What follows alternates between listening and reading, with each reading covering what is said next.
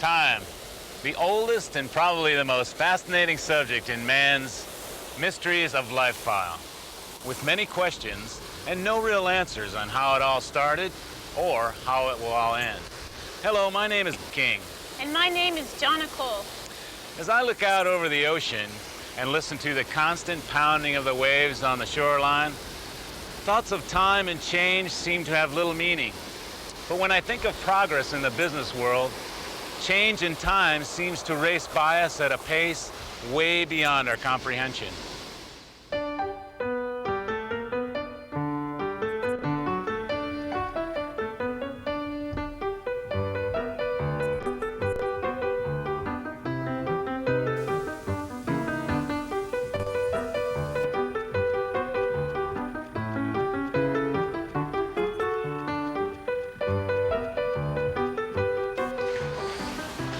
The graphics and printing industry is a fascinating and exciting business.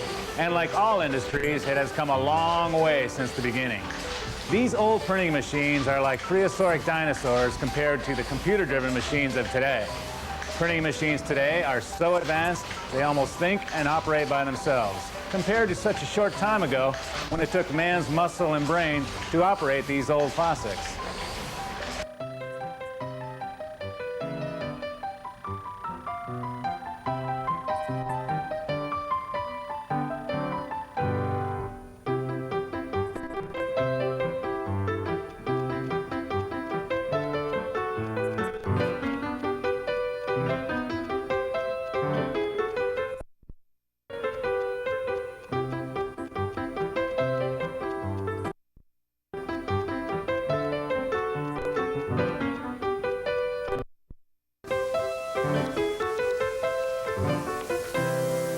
The computer revolution has completely evolved this industry into the birth of an entirely new generation of graphic designers.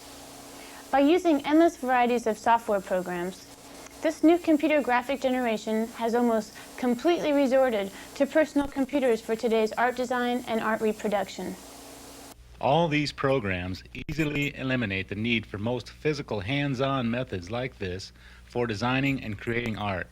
The computer revolution has completely changed the ways of designing graphics for the printing industry. However, the actual method of printing hasn't evolved along with the methods of designing graphics quite as fast. This is because printing is a huge industry and change is gradual due to all the very expensive machinery involved. Consequently, printing technology doesn't evolve as fast as the relatively inexpensive computer equipment. Adapting your up-to-date computer graphics technology and abilities to the somewhat behind-the-times printing equipment can be confusing and sometimes unpredictable. This program was produced to educate and help you better understand graphic designing and how to merge it in today's commercial printing methods. This program is also designed to help you understand the complete step-by-step process of the concept and design all the way through finished printed piece. Creating and designing graphics on your computer is a very important but relatively small part of the total printing process. Every step of the process requires careful preparation and detailed planning. Once you have a basic understanding of how the complete printing process works, you will be able to maximize your design capabilities. This understanding will also enable you to form a working relationship with any printer and communicate using their terms and language. Knowing the basic fundamentals of the printing process will help you to avoid aggravation and, most importantly, help eliminate costly mistakes. There is an enormous variety of printed materials that can work effectively for any company's printing needs. And there are several things to consider before deciding what printing designs might be right for that company. The company's printing needs are determined by the company's products and its markets. The most common printed materials that businesses require are sales brochures, advertising mailers and flyers. A sales brochure is the most common advertising tool in the business market. Some companies also require instruction manuals, pamphlets, business forms, business cards, etc. By taking a look at your company's business competition, you can get a pretty good idea of how you might want to design printing materials to enhance your company's image. Whatever your printing needs are, this program will help guide you in designing and producing the best possible printed materials within your budget while holding mistakes to a minimum.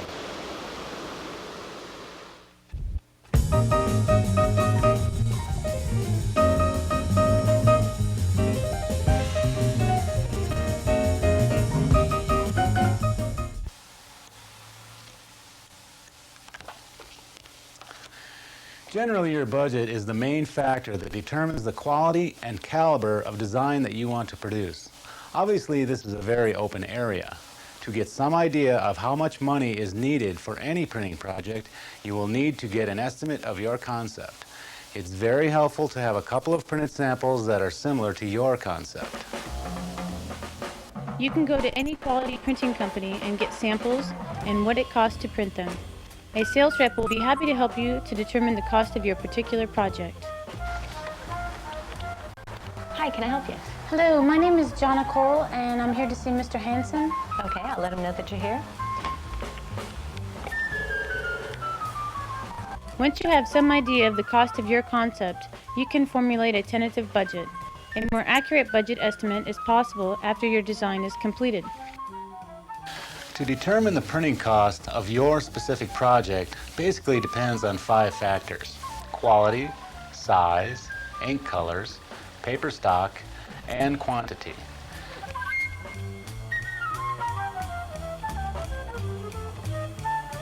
Keep this in mind though. The company's product is only as good as consumers perceive it to be. So the quality of your printed design directly relates to the quality of the products and the company in that design. If you have an attractive design, you also have an attractive product and an attractive company. Thus, you want the highest quality design possible within your budget. I will suggest you start with a healthy budget and be willing to expand your budget if needed. Regardless of how much you have estimated your project to cost, there are usually undetermined extra charges. Once you have completed the printing of your project and paid all the initial setup costs, reprinting the design will cost considerably less as long as you make little or no changes to the standing job. So, pre-planning your design is very important to make sure it will suit the company, its products, and its market as long as possible to avoid costly resetup charges because of design changes.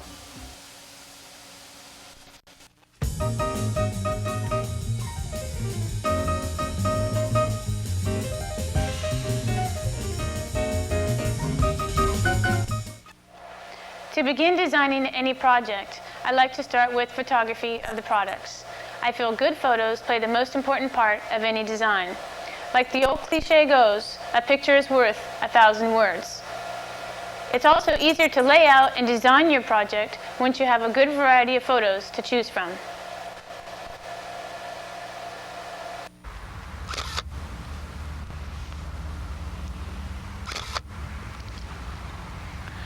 If you don't already have good quality photos to work with, then there are a few options available to you. You can either photograph the products yourself or hire a professional photographer to do it. Or depending on your particular design, it might be easier for you just to rent stock photos. However you obtain your photos and images, keep in mind, a substantial slice of your budget should go to good quality photos of your products. Most graphic designs have a much better impact when using photos. Now this is because the human mind tends to draw towards visual images rather than just reading about the product. So it's best to use photos or illustrations whenever possible. Good photography can be found within just about any budget. Ask other designers for referrals and references. Bargaining is possible with photographers because of competition, so you can save money by shopping around. Once you have selected a photographer to shoot your products, you can work directly with your photographer to get ideas on suitable photos for your particular design. Generally, a good photographer has the experience to help you decide the best way to photographically enhance your products.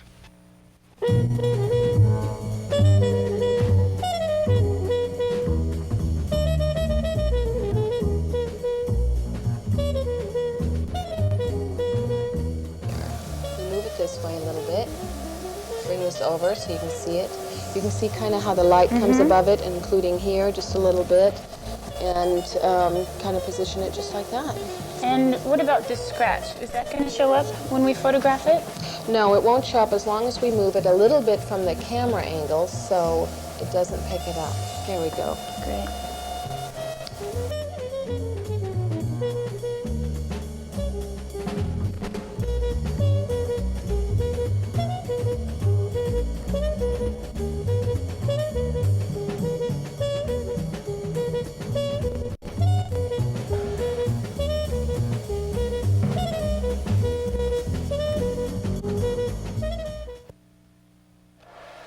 Whether you decide to design and print a full color or a black and white brochure, it's best to photograph your products in color because you can always use color photos as black and white. However, black and white photos cannot be made into color. And if you have a four-color design in the future, you can use the color photos that you already have. There are a variety of films being used for the purpose of reproduction and commercial printing.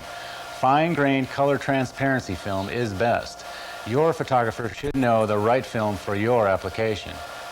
The transparency format of 2 1/4 or 4x5 will give you best quality reproduction in your printed project.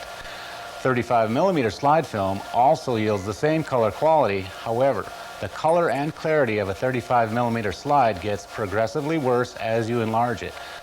And if we are thinking ahead, we can use these transparencies on future projects regardless of enlargement size.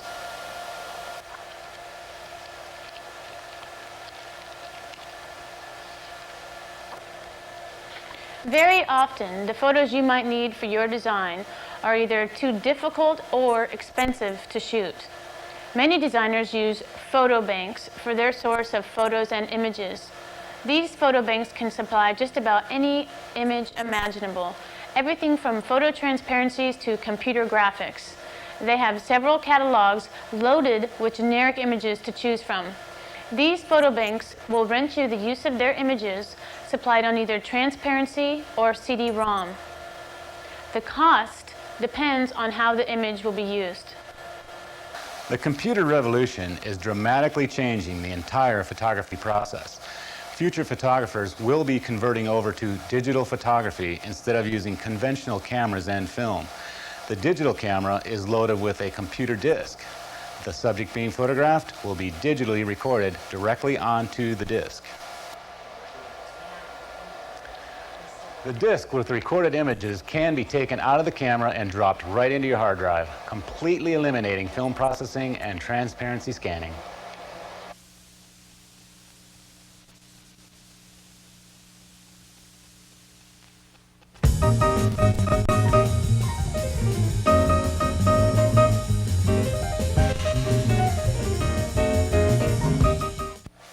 After our film has been processed, we need to view the quality of the photo shoot.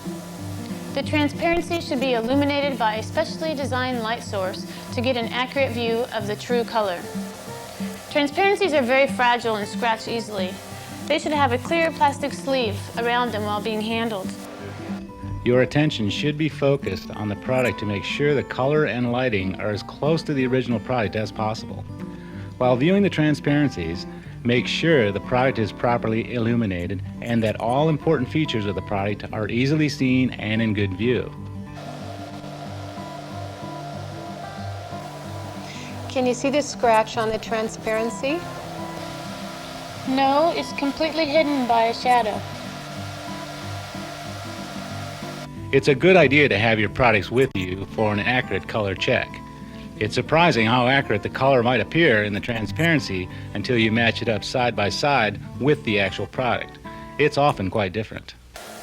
Color and lighting corrections of your images are possible later on in the process, usually at extra cost. I will talk more about color and lighting corrections later on in the program.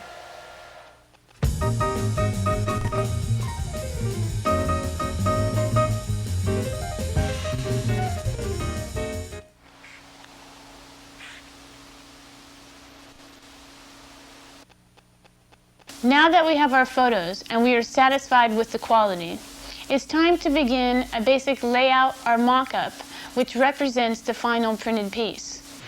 No matter what your printing project consists of, you should always make a full-size working dummy or mock-up of it. The mock-up serves as a good working model while you're perfecting your final piece. It helps you decide important features like overall size, how it should fold, positions of photos, copy, headline, logos, etc. The mock-up will help you minimize costly, unforeseen problems when your project is in full production. The mock-up basically gives you a good feel of what you're about to produce. To start and build a mock-up, you must first have some idea of what you want and how you're going to use it. One of your main concerns in designing a mock-up will be deciding ink colors. You can keep your design simple and use black ink and maybe add 1 or 2 extra colors, or you might want to use 4-color process. 4-color process designs are far more appealing than just simple 2-color or 3-color designs. There's also a huge difference in price, so your budget will probably make this decision for you. I suggest going to a few quality printing companies and ask for a variety of similar printed samples of what your design concept might be. They have sales reps that are eager to assist you with your project with hopes of printing your job. By looking at similar printed samples, you can get a good feel of what other designers have done and what might work best for your application. Now, I'm not suggesting to steal design concepts, but rather to stimulate your mind for an original design of your own.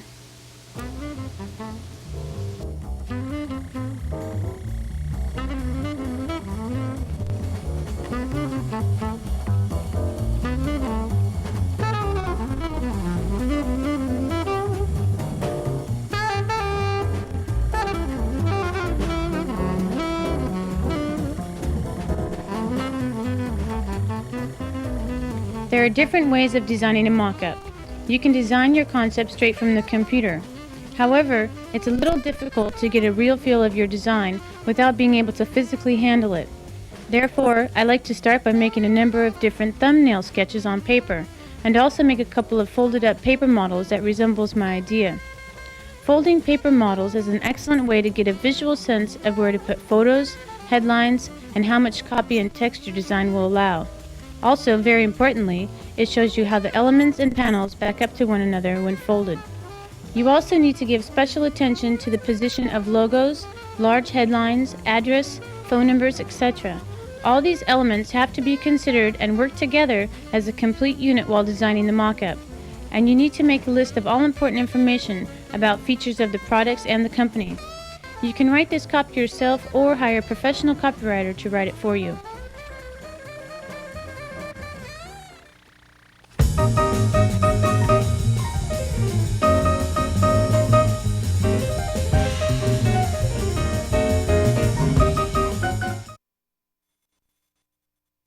By now, you have made your decision on whether to use 4-color process or solid spot colors on your design. Let's talk about simple 2 or 3 color designs first. Black is normally the base color on most graphic designs. A second or third color can be added to enhance the look of your design. The colors you choose and how you apply them is purely a matter of personal taste. There are literally thousands of different ink colors available to use on your design. This book is called a Pantone Matching System Ink Swatch Book, commonly called a PMS ink book, and it has just about every color imaginable in it. The Pantone Matching System is a printing industry standard used by most ink companies. The PMS standard is a constant for the ink manufacturers in controlling the color quality of their inks. This universal system assures true and consistent ink colors throughout the entire printing industry. Now, don't think you have to use 4-color process to achieve an attractive design. If you have a limited budget and can't afford to use 4-color process, 2 or 3-color designs can be very effective attention getters. After all, it's not necessarily how many colors you have, it's how creative you can be with your design and how well you apply your colors to that design. On a 2-color design, for instance, you can mix the base color black together with the second color by utilizing different percentages of screen combinations. This will give you the appearance of a multicolor job. You can also turn your photos into duotones instead of just black halftones. And if your budget will allow, add a third color for an even greater variety of color combinations. You can see how much of a factor your budget is when deciding ink colors. If you're able to use CMYK, 4-color process, it has nice advantages over spot color designs. Most importantly, 4-color process allows you to use color pictures rather than just black halftones.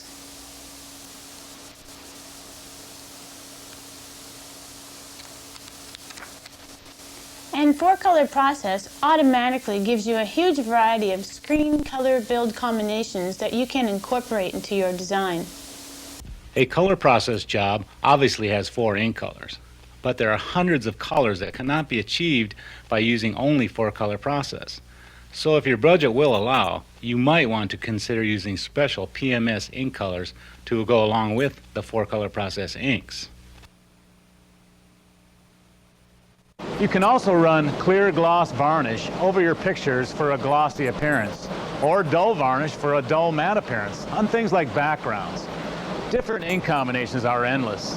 Ask your printer for printed samples with varnishes and 5 and 6 color designs so you can get some ideas of your own.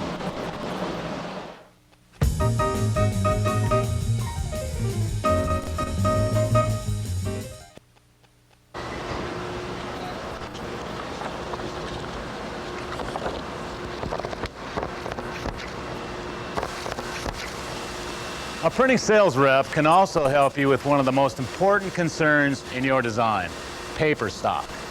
Depending on your design and your particular taste, different types of paper can make a big difference in the look of the printed piece. You want the paper to enhance the printing of your design. Things to consider are paper texture, color, thickness and weight, gloss-coated or matte finish. There are literally hundreds of types of paper stocks being used in just about as many types of printing applications.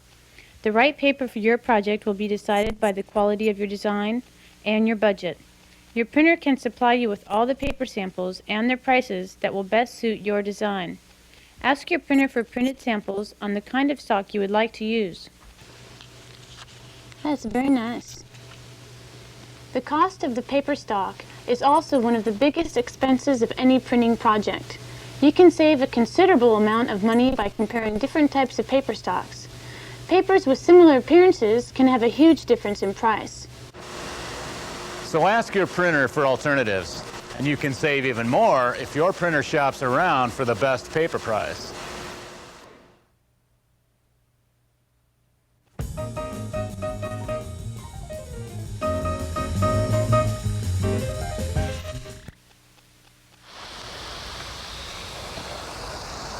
When you take snapshots with your Instamatic camera and you take the film in for processing, you get back photographic prints made from the negatives, right? Basic stuff, I know. The pictures are called continuous tone prints.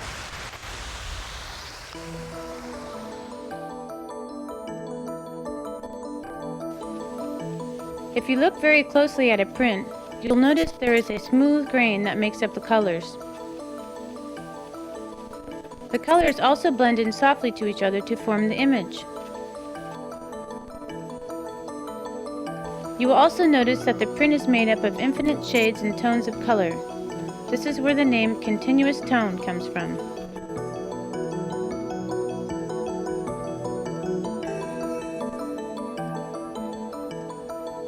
Black and white photos work exactly the same as color, but using only tones and shades of black.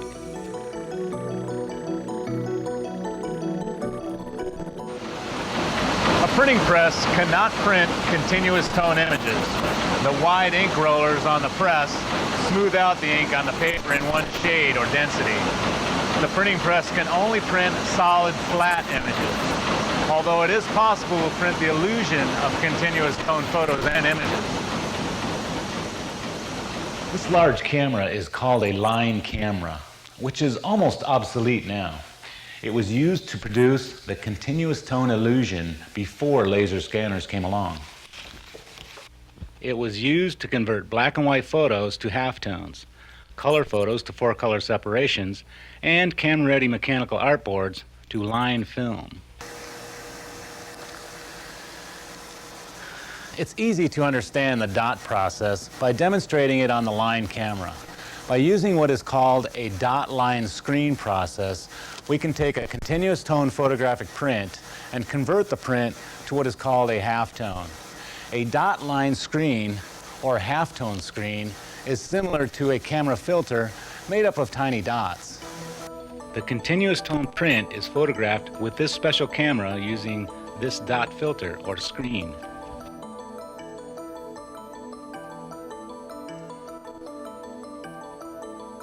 Raw film is placed on the back of the camera inside the darkroom. The dot screen filter is then placed over the unexposed film. A vacuum pump holds the film in place during exposure.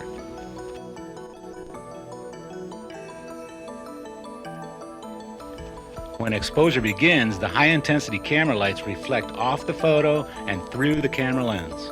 The light rays from the reflected positive image pass through the dots in the screen. The light rays expose the film and becomes the opposite of the positive image, a negative image, with dots called a halftone. When exposure is completed, the exposed film is fed into a film processor for developing. Today, this dot screen process is most often performed on scanners. I will talk more about scanners later.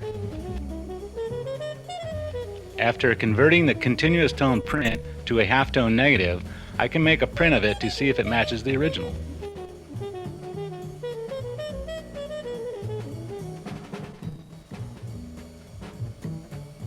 The halftone negative is placed on top of a sheet of paper inside the vacuum frame.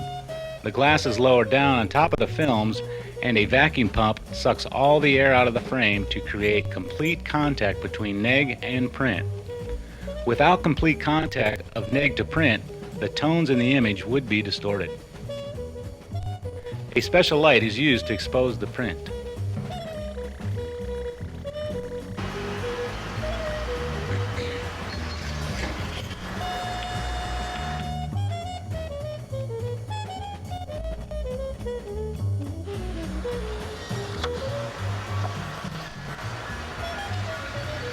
When exposure is completed, the vacuum is released and the print is fed into the film processor for developing.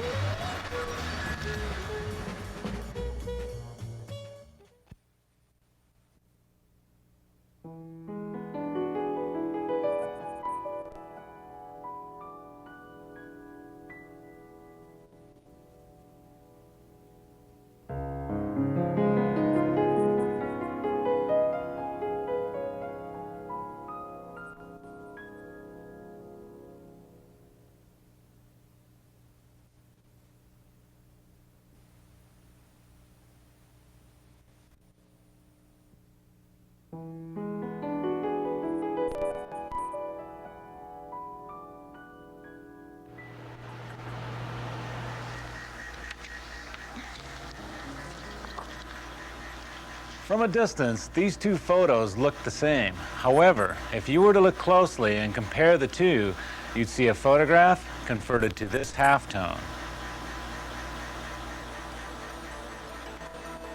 This screen process converts the continuous tone smooth grain image into microfine dots.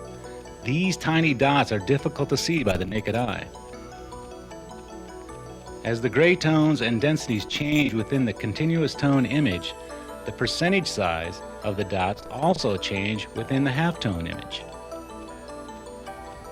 This continuous change in dot percentage will appear to have a continuous tone look to it.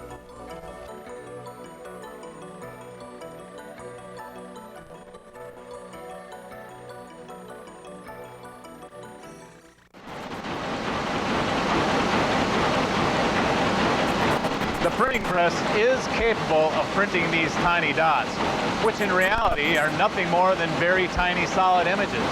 Now these tiny solid images form the illusion of a real photographic print.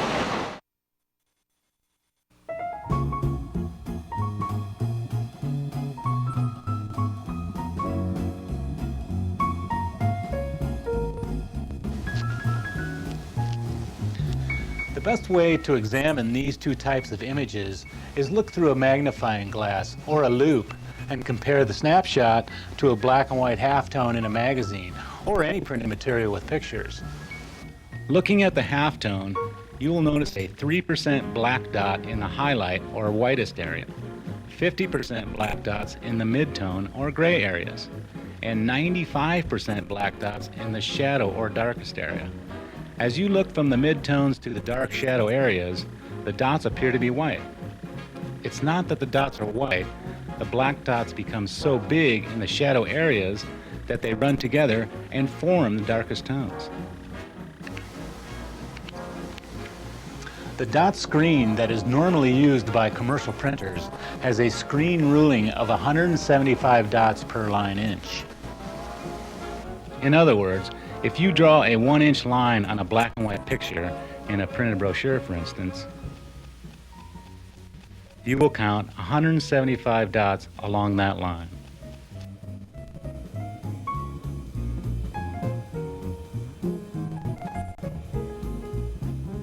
There are different screen rulings for different applications of printing. A newspaper, for example, prints on a lower quality level, so they use a coarse screen ruling of 65 or 85 dots per line inch, which is easier to control on those massive newspaper web presses. Magazines are a much better quality of printing, so they normally use a 133 line screen. And the high quality commercial printer will use a 175 or 200 line screen for high quality 4-color images, which is also the most difficult to control on the press. Basically what this means is, the lower the screen ruling, the lower the quality of the printed image.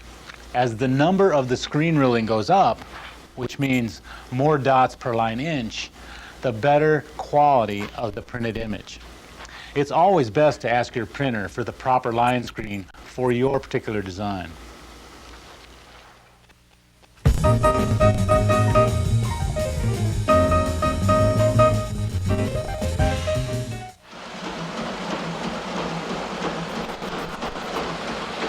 One of the most common problems arising when creating images for printing is called dot gain.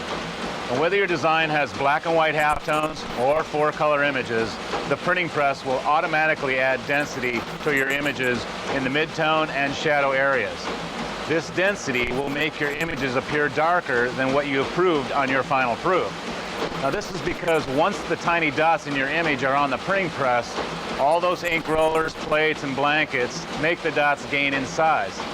So when the dots finally transfer to your paper, they're printing more ink. The best way to compensate for dot gain is to create your images with slightly smaller dots. This tends to make your image a little flat looking on the proof, but when the dots in your image gain on the printing press, the image should look as it was intended.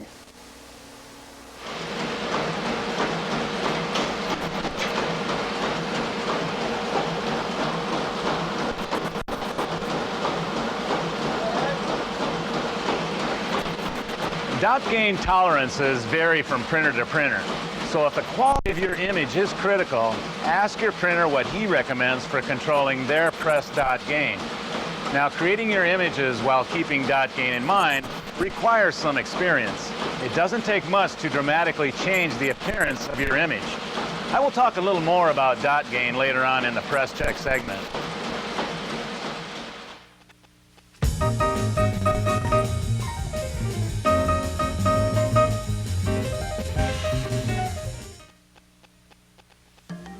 Printed color pictures apply the same basic principles as the halftone. Instead of just one black halftone picture, a 4-color process image uses 4 halftones put together as one, called a 4-color separation. Each of the 4 halftones, or separation, is created to print 4 different colors. Red, blue, and green are the basic colors in the spectrum of visual light. The primary subtractive colors used in printing are yellow, magenta, and cyan. By mixing any combination of these 3 basic colors together will produce an infinite array of tones and shades of color. 4-color process printing works on this very basic principle. Different percentages of yellow, magenta, and cyan inks are printed together to form a color picture or image. Black ink is added as a 4th color to give contrast and depth to the image.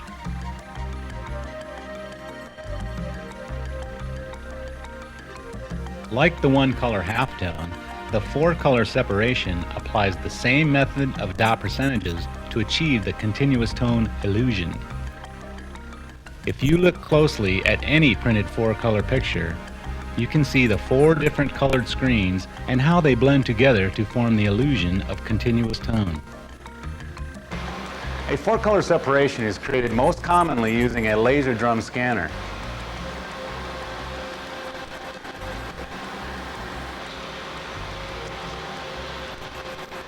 A color transparency or continuous tone print is taped onto the scanning drum.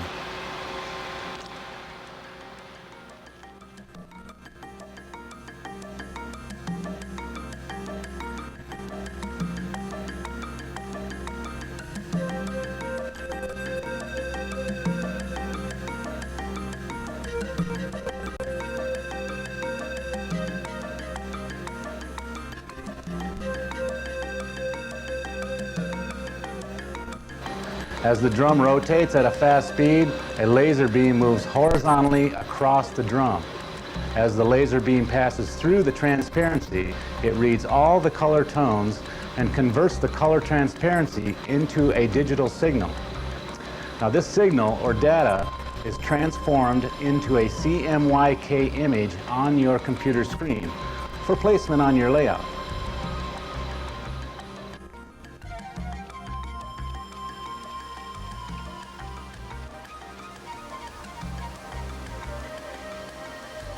Once the color images are on the computer hard drive, they can be changed and manipulated in an unlimited number of ways. There are several different computer programs available that allow you to make color corrections and other changes to your images. Once you have formulated a good working full-size model of your concept and confident it will function as it was intended, you can proceed to the final design stage. The fast and efficient computer age has almost completely replaced all that tedious typesetting, cutting, and paste up previously done on an artboard.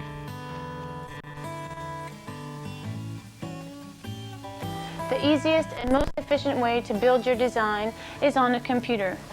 There are several graphic arts programs available, and their uses will depend on your particular design. Your mock-up will serve as a constant reference for measurements, folds, positions of photos, art, and copy while producing the final design. Remember, your mock-up is only a model for reference, and you can change any part of the final design as you build it. This is also the best time for any changes you would like to make virtually cost-free. As I stated earlier, any alterations can be expensive after film output when your project is in print production. Because of the huge variety, it's impossible to examine all the graphic software in this program. This video focuses more on the production of your design throughout the printing process.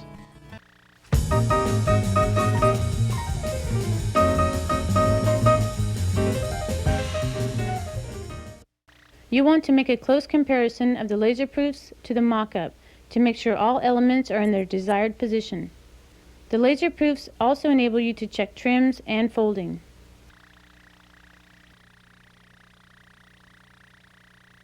At this stage, you can still go back and make any changes as often as you like until you get it right, at very little cost.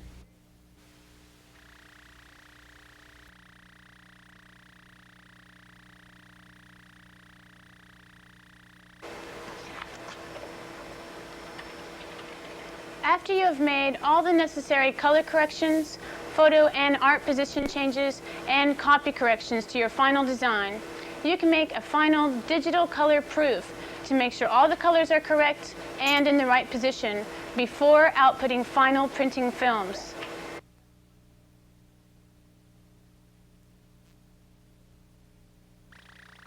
No matter how minor a change might seem, you should always output at least a black and white laser proof to verify that your changes were made correctly. Laser prints are a much cheaper way to catch mistakes than the final films.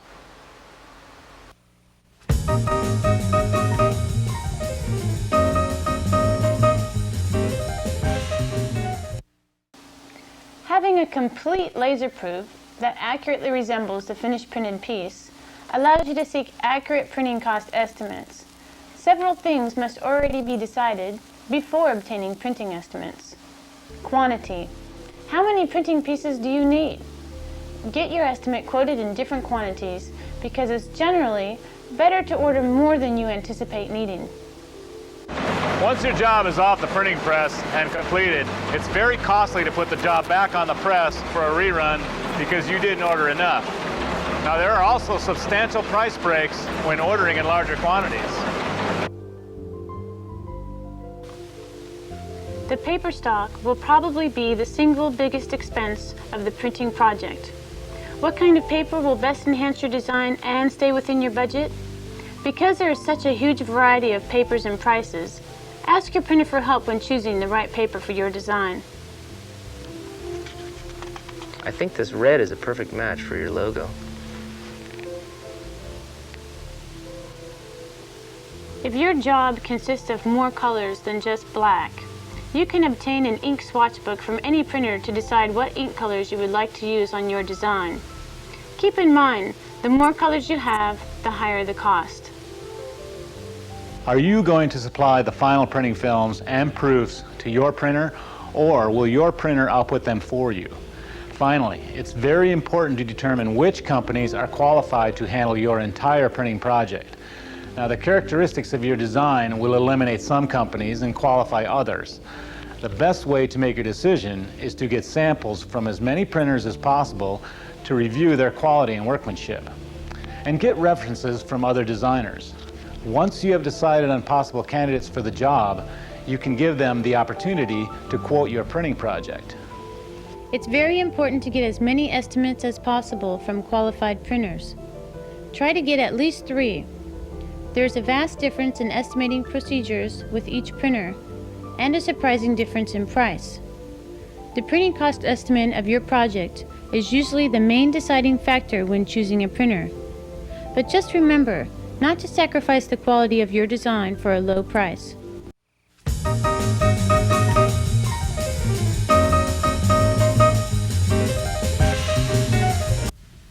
Now that you've decided on the right printer for your project, you can work together with them to schedule and plan the production of your project.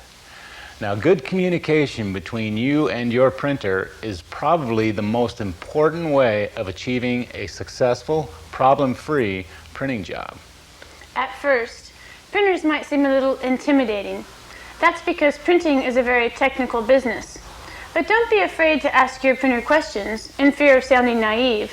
This is your career and your reputation. A seemingly unimportant question can make a big difference on how well your design looks when completed. And you know, your printer should be more than happy to answer all of your questions to avoid potential mistakes. Like the old saying goes, answering dumb questions are free. Fixing dumb mistakes are chargeable. When planning and scheduling your project's due dates, organize the overall production scheme to create a good workflow.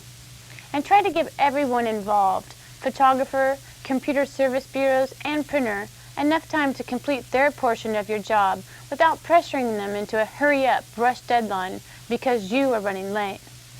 Rush jobs are frequent with unorganized designers. Not only is this aggravating for everyone involved, it's a sure way of overlooking mistakes. And most companies charge extra for rush deadlines.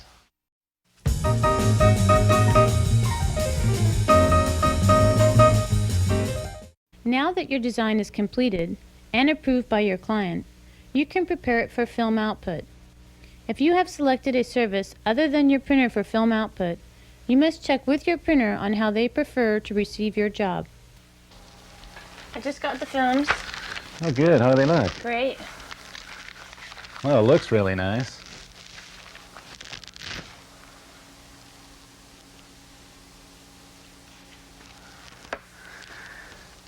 Most printers prefer that you supply them with fully composed, plate-ready films, along with a laminated color proof and a complete trimmed and folded blue line. Your films should be prepared and output to their printing specifications. If they are not, you might acquire some extra charges for film alterations. Also, any part of your job that wasn't complete or done correctly could also be extra. Regardless of whom outputs your film, there are several things you are responsible for before loading your finished design onto disk. Most quality printers prefer that you use a 175 line screen resolution to maintain good-looking halftones, color separations, and screen tints. Always ask your printer for the screen ruling they prefer. Your films must include center registration targets at the edge of the films, so the printer can register your films accurately. Your films must also indicate all fold marks, perforation marks, and final trim corner marks. Any photo, tint block, rule, or image that you want to run off the edge of the page, or bleed, must extend 1/8 of an inch beyond the final trim marks. So when the paper is cut along the trim marks, that extra 1/8 inch will trim off, forming the bleed. If your design has any color elements, like a bold type headline for example, and the headline runs over another color, such as a background or a photo, the color in the background that is underneath the headline must be eliminated or knocked out, so the two colors don't overprint each other. Now these two different color elements will then butt together. However, the colors don't actually butt together. Instead, they must overlap one another at least 1/3 of a point, sometimes more depending on your design. Ask your printer for their trap requirements. This overlap, or trap as it is called, gives the printing press a slight tolerance for error when butting different colors or images together as the sheet travels around and around through the press. If there wasn't this trap tolerance built into the two different colors, you would see white paper between the two colors from imperfect registration on the press.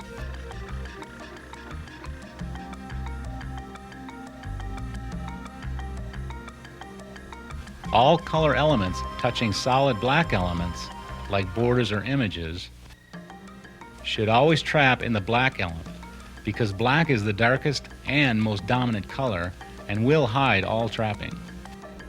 If you have solid black type running over a photo, for instance, trapping is not needed. The black type should overprint the colors without knocking out the color underneath. This color underneath the black type actually makes the black ink look darker, so it looks better. The same idea applies when you have large solid black areas, like a background or a wide border or a thick line image. Large solid black areas take up a lot of ink on the press, so black solids tend to print a little flat looking. If your design is four-color process, most printers prefer that you add in undercolor to large black solids to help boost the density of the black ink, as demonstrated on this cutaway press sheet. Now, you don't want to use solid ink colors underneath solid black, because the ink takes too long to dry. It's best to screen back solid colors in the combination of 25% cyan, 25% magenta, and 35% yellow. You can also apply color underneath black solids in PMS color designs. Now this undercolor combination will give you a nice dark black while allowing a quick drying time. And if you want an even darker shiny black, you can run a high gloss varnish over the black. Varnishes will also help protect your printed piece from scratches and fingerprints. If your design has large solid ink areas, more than likely it will have white reverse type or images. It's best to use bold images and type rather than fine serif type and fine line images. Fine lines tend to fill in when printing in large solid areas. Now that's because large solids require heavy ink coverage to print uniformly on the sheet, so fine lines don't hold up very well. Now one final note about adding color underneath solid black. Any type or image in the black is called a reverse or knockout. This type must also knock out of the undercolors as well.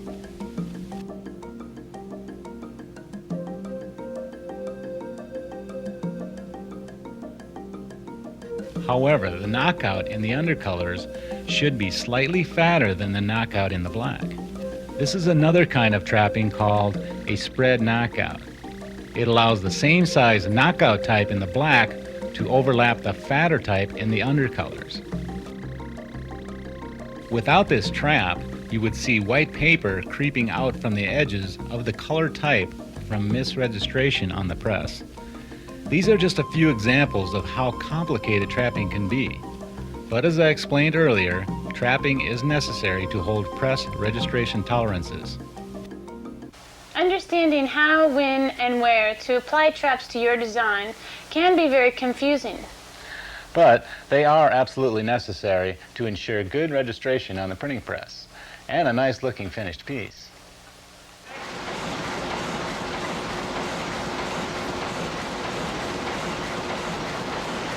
Always consult your printer before applying traps to your design.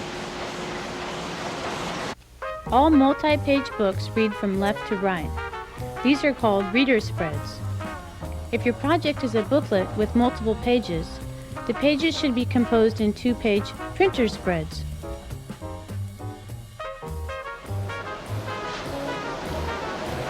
This is a printer spread. No matter how many pages your project has, the number of pages must be in denominations of 4 pages. Now this equals 2 front pages over 2 back pages. This is a folding dummy representing a 12-page saddle-stitched book to demonstrate printer spreads. As you can see, the pages are in numerical sequence.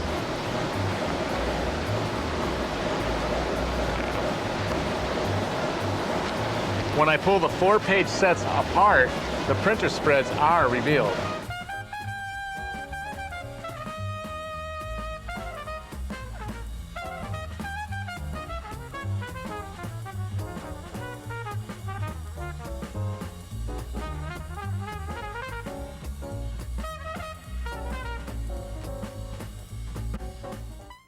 There are different ways of binding a book. The 2 most common are saddle-stitched and perfect bound. A saddle-bound book rides on a saddle-like binding machine. It punches a staple through the folded backbone to hold the 4-page sets together. A saddle binder is limited to the number of pages that it can staple together. If the book becomes too thick, then the staples won't reach through all the pages to hold it together. This equals 18 4-page sheets of paper for the staple to punch through. Any more pages than that might cause a problem.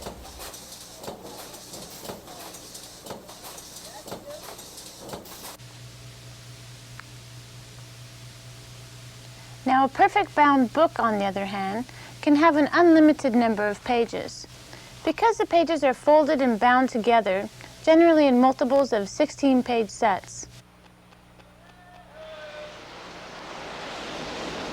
These sets are called signatures. Combinations of 4-page, 8-page, and 32-page signatures are also used. You can have as many signatures as you need and in any combination to complete your exact page count.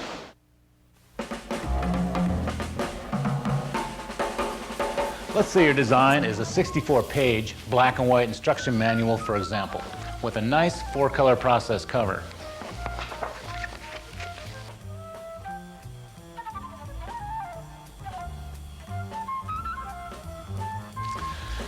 "64-page text divided by a 16-page signature equals 4 signatures, right? Each page must be in exact order on each side of the sheet. Each front side of the sheet must match its correct back side.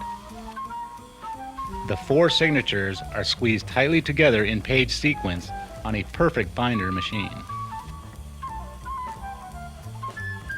Then an 1/8 inch of the backbone is ground off by a saw, making the pages completely flat and even. The machine then adds hot glue to the backbone. The glue binds the text into the cover to hold it all together. Finally, the book goes to the cutter. All the uneven edges of the pages will trim off flush, creating the finished book. The right binding method for your particular project depends on the number of pages and paper thickness. If you're not sure, ask your printer to recommend the proper binding method. Regardless of which binding method you use, ask your printer for a folding dummy with your exact page count so you can compose your pages in the correct printer spread sequence that corresponds with their binding requirements. By using their folding page dummy, you can be certain that you will place the pages in their correct order.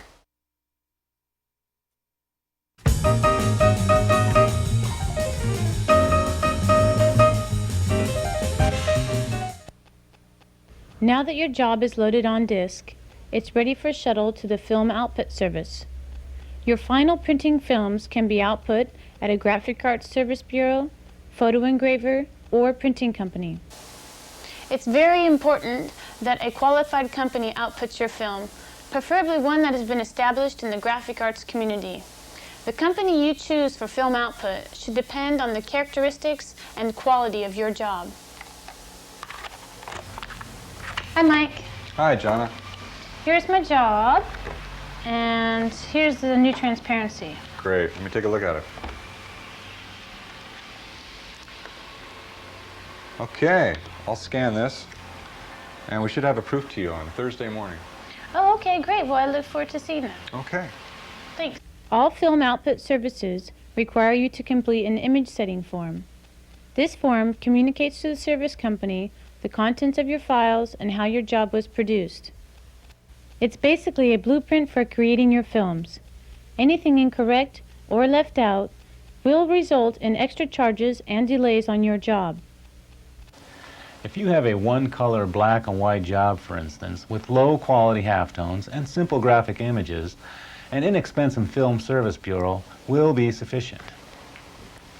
However, if you have a high-quality, four-color process design with critical color images and tight trapping, then you'll want to go to a reputable photo engraver or a printing company that handles these types of designs on a regular basis.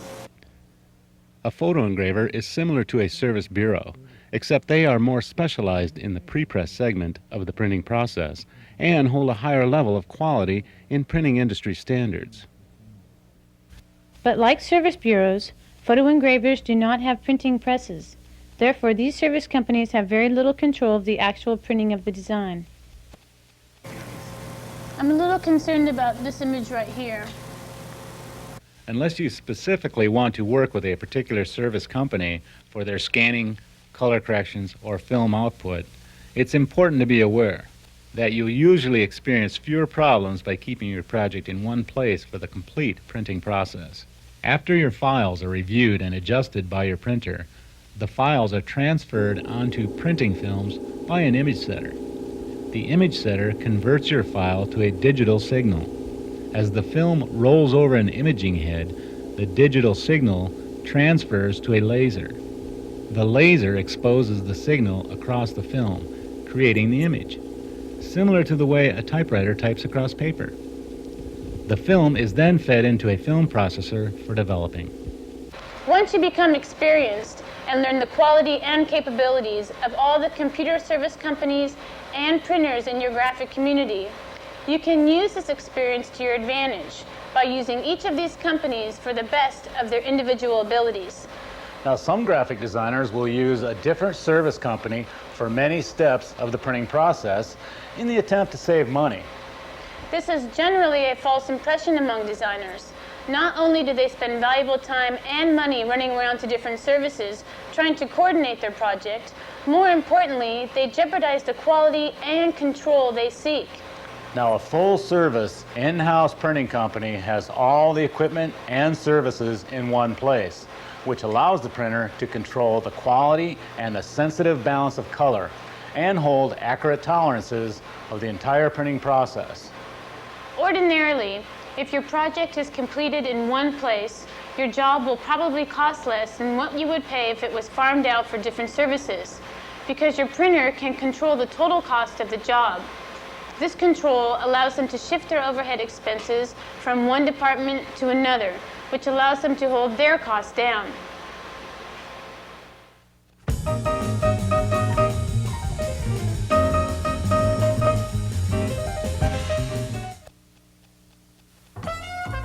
After your films are output, they go through a brief quality inspection.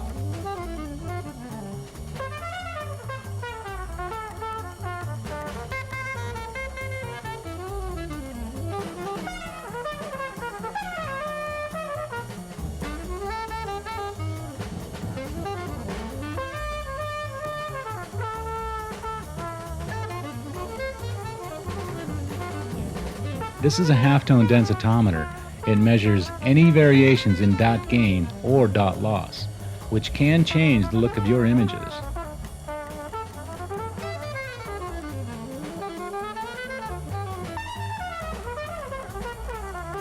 And if they appear to be in order, we can make a full color proof from the films to get an accurate view of how the films will print.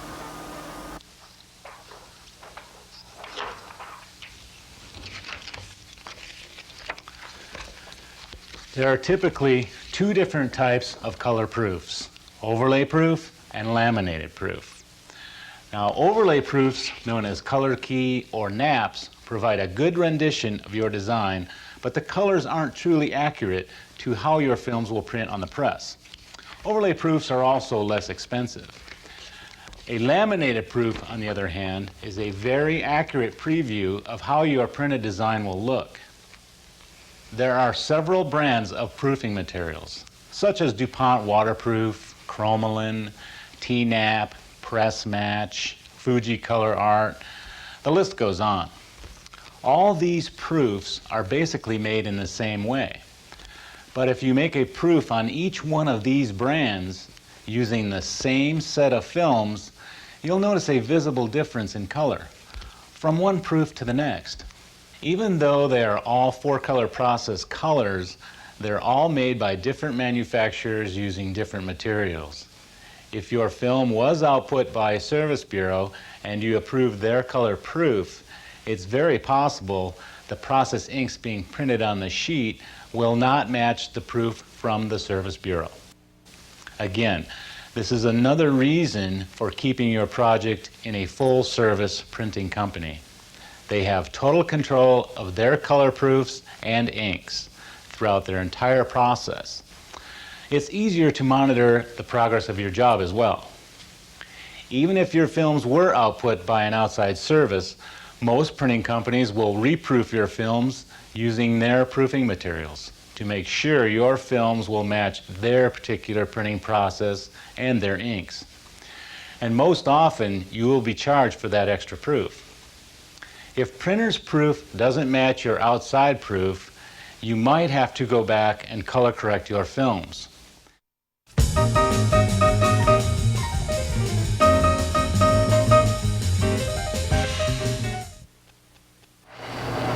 Making a four-color process proof is relatively simple. It starts with a thick white paper material called a proof base or base stock.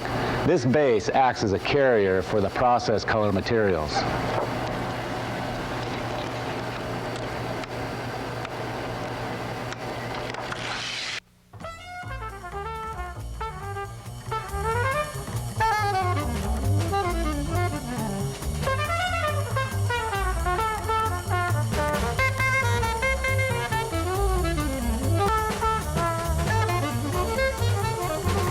So it adheres to the base. Each four-color process negative will be exposed by a special light source to its corresponding CMYK color material.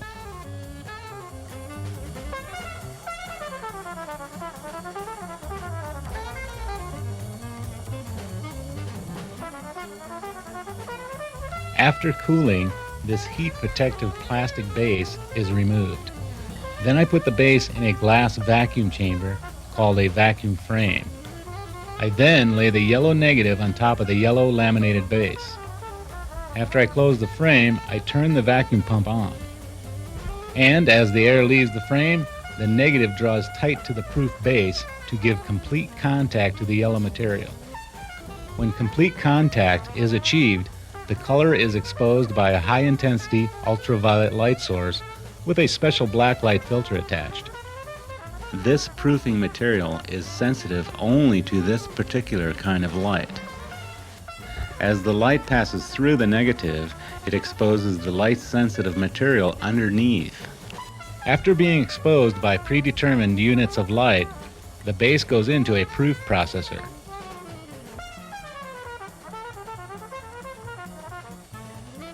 The processor removes the unexposed negative area of the color to leave the positive yellow image.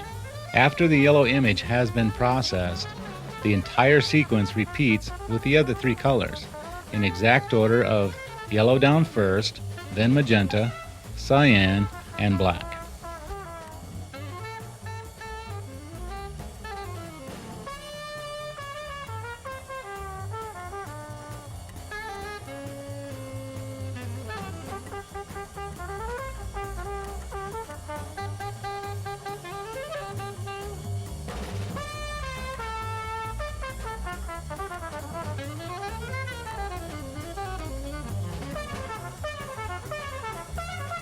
The next color, magenta, has to be registered to the yellow image that has already been processed. I'll do that by lining up the film targets at the edge of the films using a loupe. When I get the magenta neg in the exact position over the yellow, I'll tape it down so it stays in position when I expose it.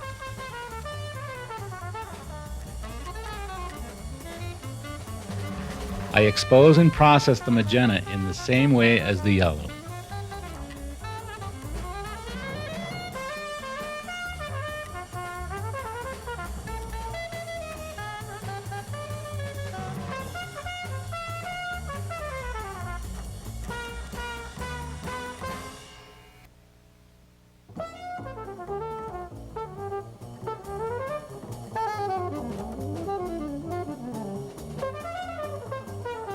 Then the cyan negative will be exposed on the proof.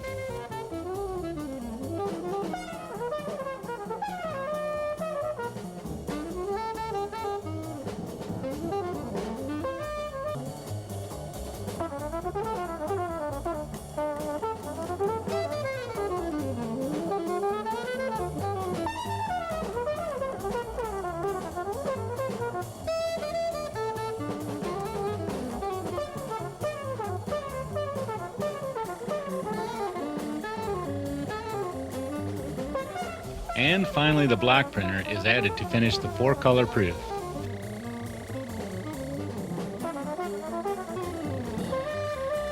The proof gets topped off with a clear coating to protect the image surface.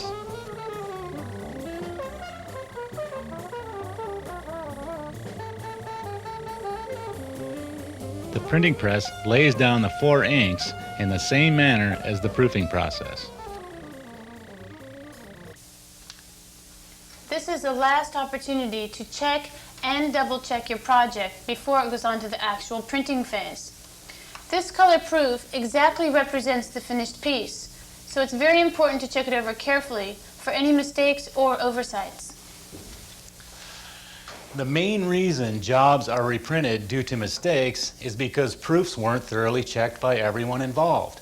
Make certain that everyone related to the project gets the chance to see all the proofs. Take as much time as possible to review the entire project before proceeding.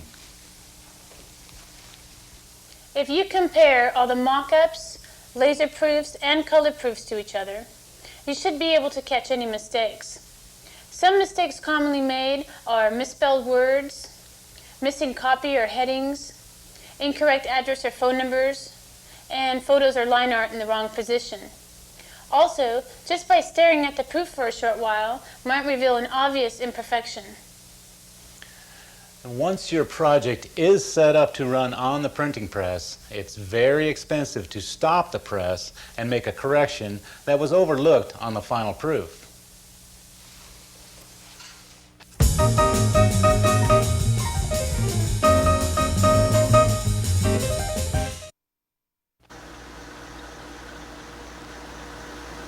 After you have checked your proof and confident that the final films will print your design as they were intended, the final films are then taped in position on plastic carriers.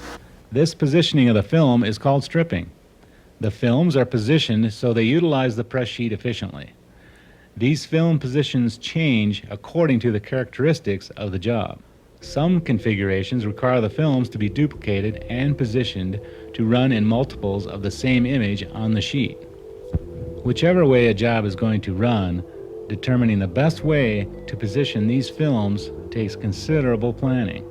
As I said earlier, paper is one of the biggest expenses in most printing projects. The first color of the CMYK films, usually black, is taped down into position on the plastic. Certain that the position of the black film is correct, Each of the remaining 3 colors are taped down to their own plastic carriers in the exact same position as the black.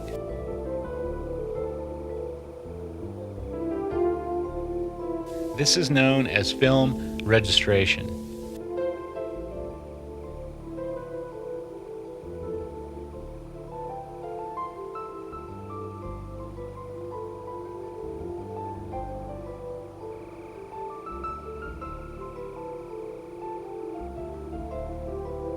By looking through a loop on a light table, these films must be perfectly registered to one another.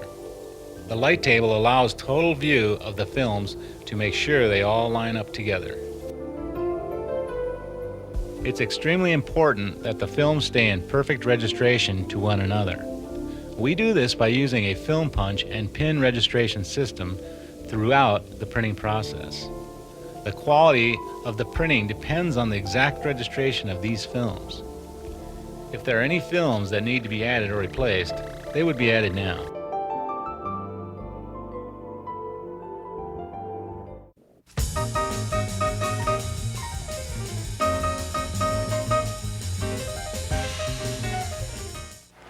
When the stripper has completed the film registration process, he will check his stripping accuracy by exposing the films to a material called Dilex paper, also known as a blue line.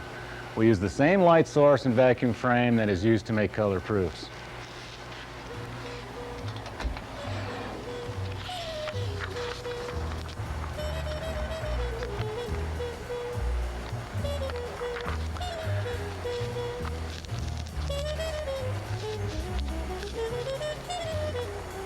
The blue line is punched in register the same way as the stripped films.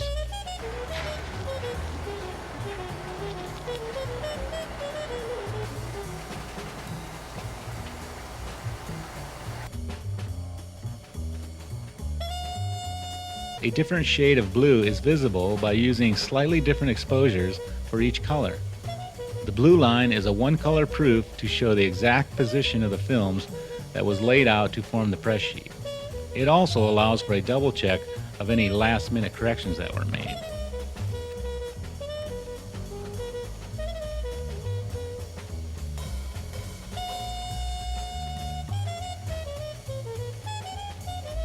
After a sufficient vacuum, each of the 4 colors are exposed on the same proof. Most jobs print on both sides of the sheet, so after we expose one side of the proof, we can expose the back side to the front side, making sure that the printing will back itself up properly on the press.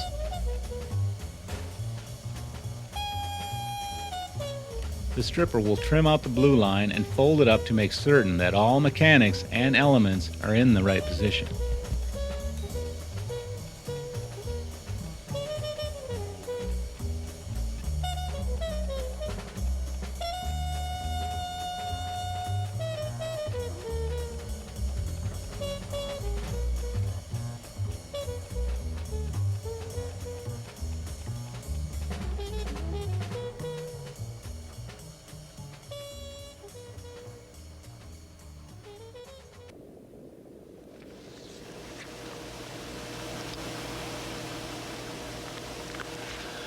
This blue line proof is the very last step in the pre-press department to check for any printer's mistakes. The designer will also have to take one last look to double check for any discrepancies, and you should have your client check it before giving the okay. It's the designer's responsibility for the final okay to proceed, and the printer wants this okay in writing. This releases the printer of liabilities due to any mistakes by the designer. Yes, she wanted us to delete these words here, and you can tell on the blue line that they're gone. Good. One other area was point number 6. I wanted to double check and make sure that that was corrected. Yes, we wanted to pull the copy out from the shadow, and it's done right here. Good. I think that pretty much summed it up. The constant checking and rechecking of these proofs might seem a little redundant, but there are so many different elements in the whole printing process, as well as several people involved. And often there's confusion in communication, so mistakes can very easily go unnoticed. These proofs are worth their weight in gold, rather than finding a mistake when the job is printed and completed. Great. The job looks excellent. One question, when can I expect delivery? You should have it by the 23rd. Great.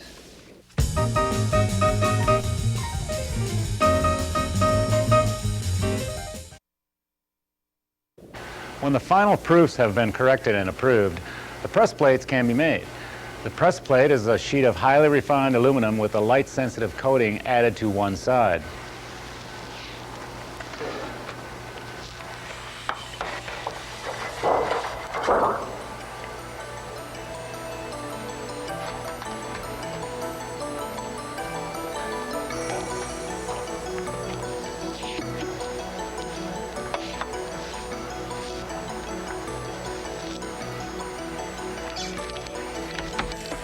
The plate is punched using the same pin register system as the stripped films to keep it in exact same position as the films.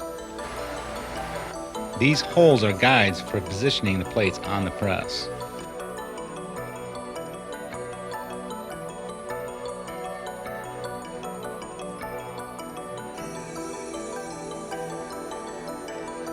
The plate is exposed the same way as the blue line, using the vacuum frame and light source as before, except without the filter. The high-intensity light passes through the stripped-up negatives and onto the light-sensitive coating. This intense light causes the coating, called emulsion, to adhere to the plate.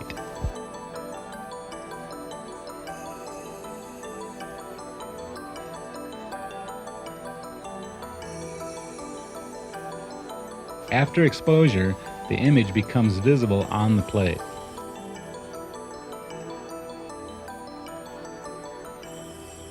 A pressman's guide, called a color bar, is also exposed onto the plate along with the printing job. This color bar is a negative film strip with all different kinds of small targets and images on it to help the pressman adjust the right amount of ink printing on the press sheet. I will talk more about color bars later in the program.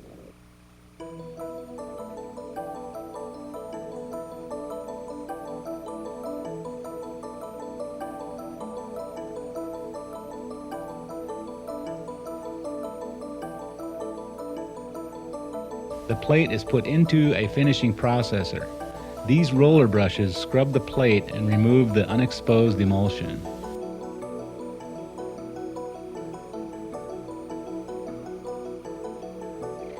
The plate surface also becomes susceptible to the air, so the processor applies a sealer as well.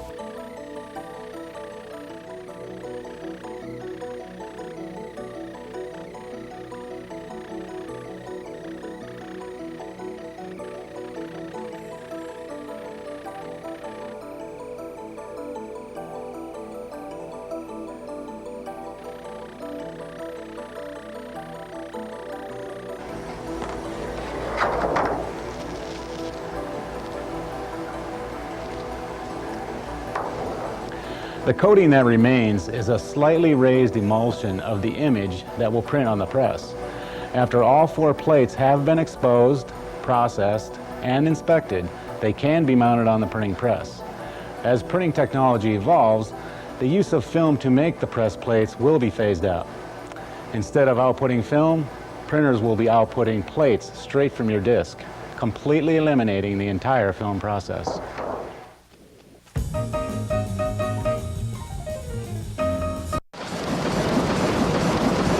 The printing press is a very expensive and a highly technical machine that takes several years of experience to operate. The amount of time that your job is on the press is estimated and quoted by the hour. That includes setup and cleanup of each job. The men that operate these presses are highly paid craftsmen and dedicated to producing the best quality printing possible. There are essentially hundreds of controls and adjustments to make the press perform to its maximum potential. All these reasons are what make the press time usually the most expensive part of the printing process. There are basically two different types of printing presses: sheet presses web press. The sheet-fed press runs sheets of paper for high quality and low volume printing, like brochures and catalogs, whereas the web press runs a continuous roll of paper at a very high speed, which produces slightly lower quality than sheet-fed but very high volume printing, such as magazines and newspapers.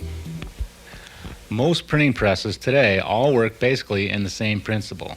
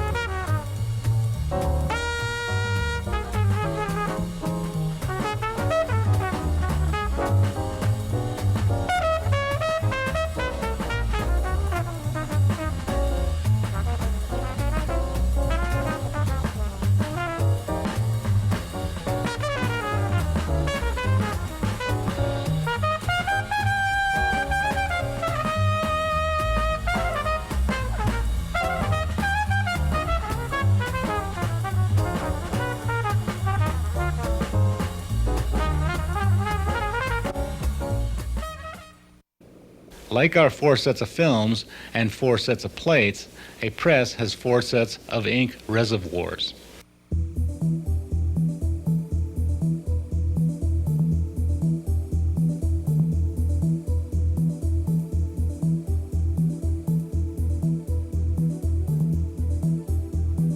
These reservoirs, or units as they're called, each contain one of the 4 CMYK process inks and one of the 4 CMYK process plates. If you remember, these plates were punched and exposed in pin registration to each other. The yellow plate is pin mounted to a large cylinder on the yellow ink unit, the magenta plate to the magenta unit, and so on. This pin system is essential for adjusting and controlling the registration between the 4 process ink units. As you probably know, the printing press has several rollers that spread and smooth out the ink so it prints evenly on the paper. What you probably didn't know is that the press uses water as well. As the ink spreads on the rollers, the water flows on the plates. When the ink rollers contact the plate, the ink transfers to the plate, but only to the image. While the water is rolling on the plate, the image repels the water. Ink and water don't mix, so they repel each other from their respective areas on the plate. And if that's not confusing enough, the image then transfers to another cylinder called a blanket, and then finally transfers to the paper. It's difficult to achieve that delicate balance between ink and water to obtain the right combination. This entire operation works simultaneously to print the ink on the paper as it goes through the press. After the plates are perfectly mounted on their respective units and the press is loaded with paper stock, the pressman can start adjusting the controls to get the press ready to run the job.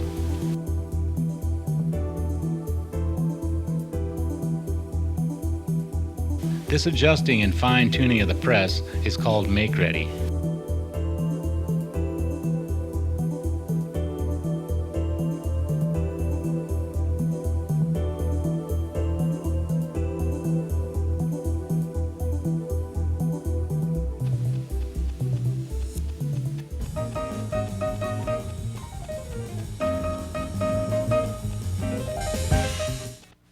The final part of Make Ready is adjusting the color.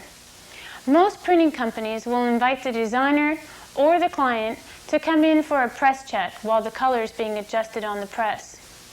Again, the printer does not want the liability for color approval or any mistakes. When the pressman feels the color is adjusted properly and acceptable, the press sheet goes to the stripper or pre-press foreman. He will compare the approved blue line to the press sheet, to be certain all corrections were completed. He will also draw lines showing all trims and folds to check if the job is properly positioned on the sheet. And one last double check for any obvious discrepancies. Then the press sheet goes to the designer for final color approval. Viewing the press sheet is usually done in a room or area with special neutral balanced lighting that gives an accurate view of the true colors. Without this special lighting, your printed piece might look different compared to your originals. There are important things to look for during a press check.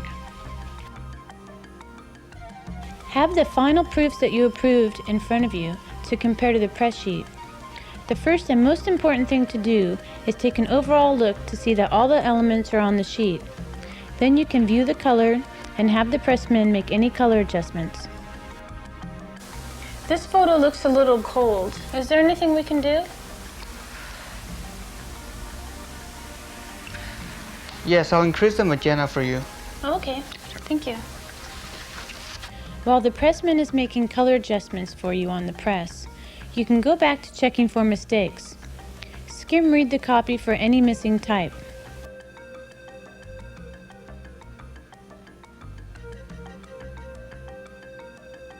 Then check to see how close the separations on the press sheet match the final proofs. As I explained earlier, compare the proofs to the press sheet for dot gain.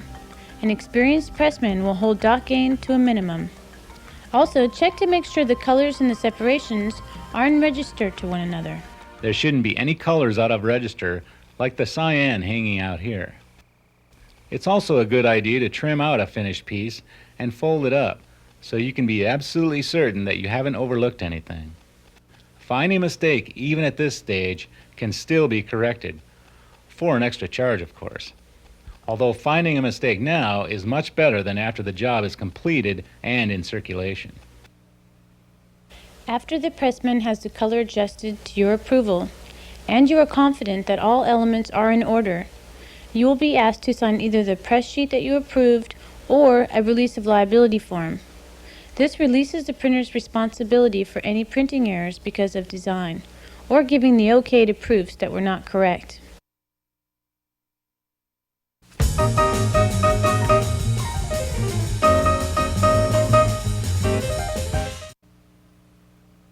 While color is being adjusted, the pressman will compare the final proofs to the press sheet for one last double check for any discrepancies before running the job.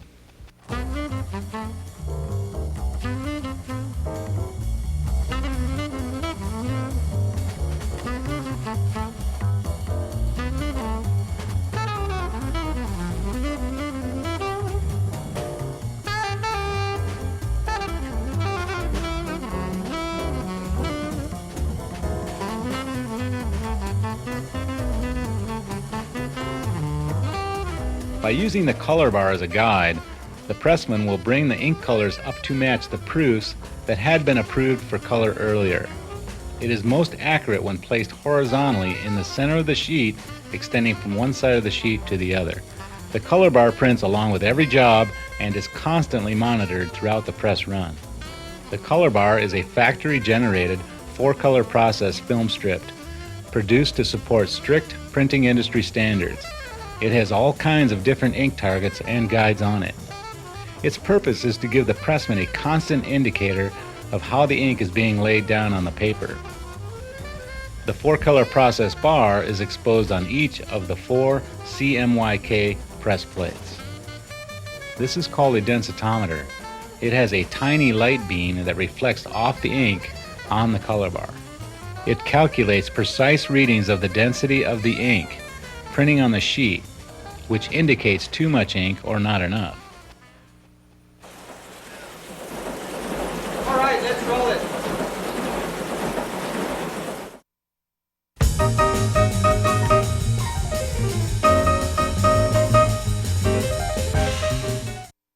The bindery is the paper finishing department and the final step in the printing process.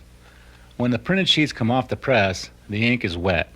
The sheets must sit in stacks and wait through a drying period. The drying time depends on the ink coverage and type of paper. There is a wide variety of finishing procedures in the bindery. These are just a few samples of the finishings being done. Spiral binding and wire O, hole drilling for notebooks, embossing,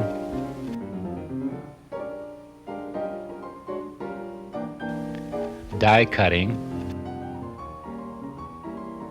foil stamping, and much more.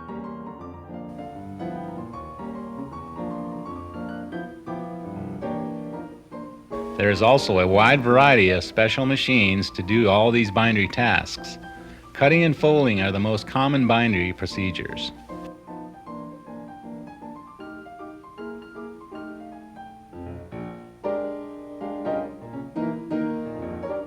When the ink on the press sheet dries, the stacks of paper go to a computerized paper cutter to be trimmed to the finished size.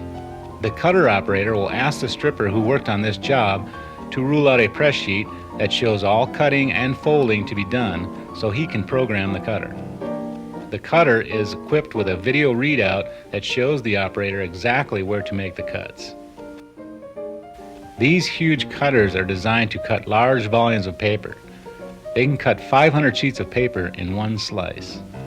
The paper cutter must also be very precise on each and every cut so the folder can make accurate folds with little waste.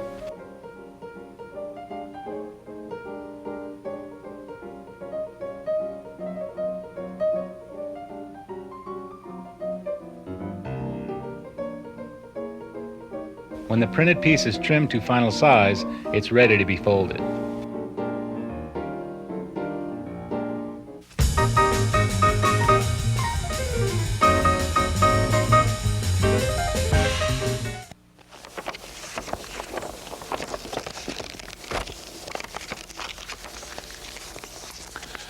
There are countless ways to fold a piece of paper.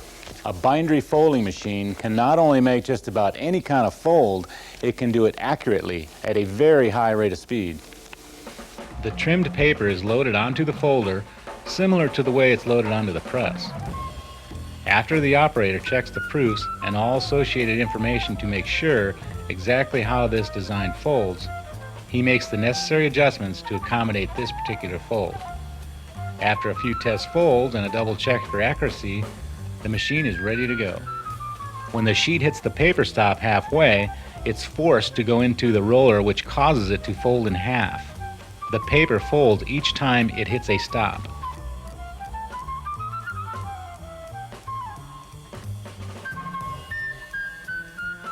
As the completed job rolls off the folder, the operator packs it in boxes ready for delivery.